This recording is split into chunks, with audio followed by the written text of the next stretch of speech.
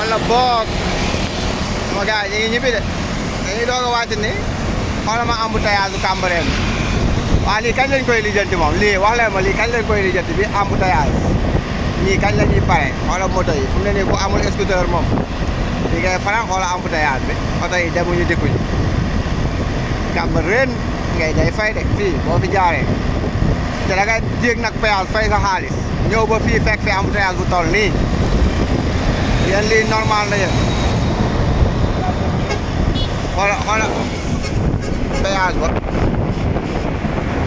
sax daa am embouteillage xoola bokk xoola scooter yi ay kenn sol si kaks de maa ngi ñoo ma yem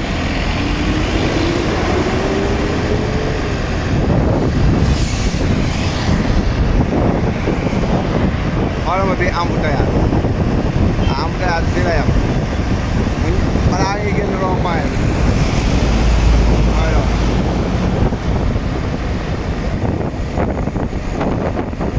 waaw gis ngeen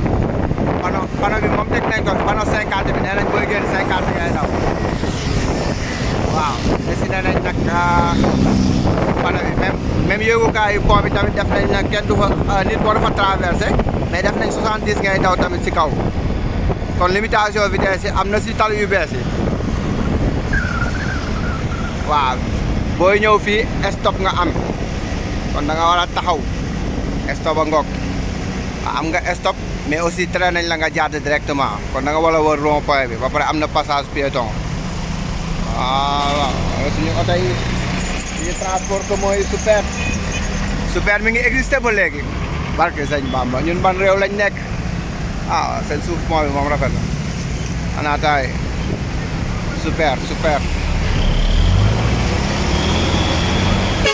waaw fii c'est le passage moo fi nekk mais fee defoon nañ fa panneau stop